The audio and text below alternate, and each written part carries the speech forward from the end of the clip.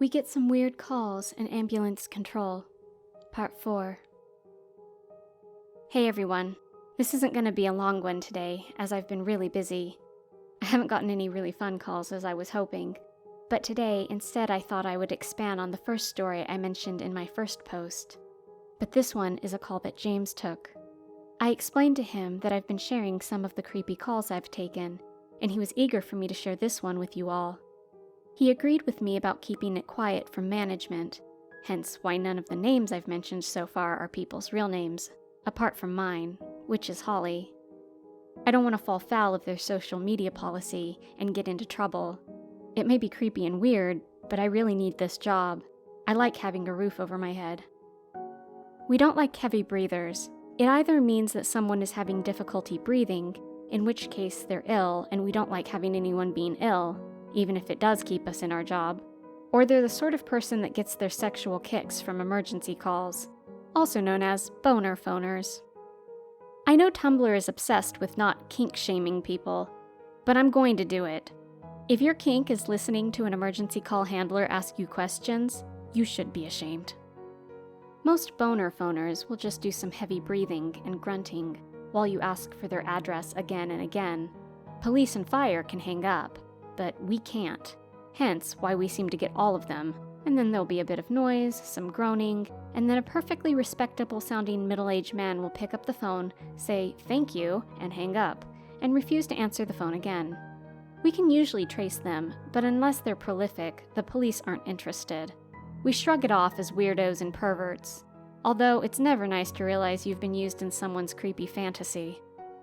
James told me about a heavy breather that he took a few weeks ago. They called from a landline, so when they didn't give an address, James was able to select it automatically. Not technically protocol, but he had no way of knowing if someone was having difficulty breathing or not, so it was more important to get the help sent out. He sat and listened to the person breathing heavily for ages, putting it through as an unknown problem, because he had no idea if the person was conscious or not.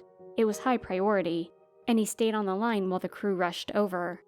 He asked endless questions, tried to get even a smidgen of information. Nothing. Just a constant, steady rate of heavy breathing into his earpiece. This carried on for the 10 minutes it took for the ambulance to reach the patient's home. James was persistent, in fairness to him, and he spent the entire time asking questions. He asked the caller to scratch the handset if it wasn't safe for him or her to speak. Still nothing, just breathing.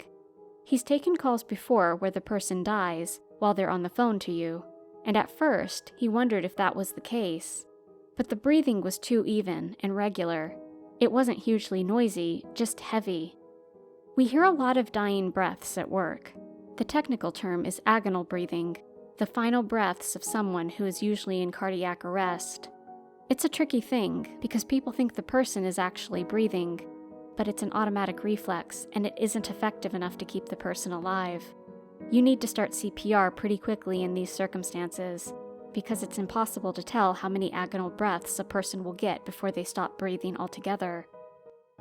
There are a few different types of agonal breathing.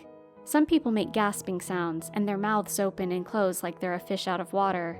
Sometimes it's snoring, or a weird gurgling sound in the throat. The worst for me is the groan. I hate the groan. They played it for us in training, and it made me feel physically sick. It's a really eerie sound. There's probably a recording on YouTube for the morbidly curious, but please don't say I didn't warn you. There are definitely videos of agonal breathing on the internet. I am doing my part to educate the masses, and it's worth familiarizing yourself with the signs that an unconscious person's breathing might not be enough to sustain them, just in case. Oh, and learn CPR. We're trained to talk you through the whole process, and you should always call us first to get help on the way. But if you know the basics, it'll make sure that the CPR we're guiding you through is effective and accurate. Anyway, I'll step off my soapbox now and return to James's call. This rhythmic breathing continued, almost like a recorded loop, for ages. As soon as there was a knock on the door from the crew arriving on scene, the call cut out. James attempted to ring back to check that the paramedics were there, but the line was engaged. He wrote it off as one of those things. We get lots of callers who'll try weird and wonderful tricks to get an ambulance quicker, like telling us their boyfriend with a tummy ache is in cardiac arrest and shouting, "He's not dead, you idiot," when we tell them to do CPR. So maybe this was just a new tactic. The paramedic on scene called through a little while later with an update. There was only one person in the house, an elderly man. James asked if the man was okay, as his breathing had sounded labored on the phone and he hadn't been able to speak at all. He said the dispatcher looked as white as a sheet as she explained that the man was cold and stiff. He'd been dead for at least 6 hours. This was a 4th-floor flat with one entry point. There was no sign of anyone having entered or exited the property in the time the paramedics were there, and the line didn't cut off until they were knocking on the door.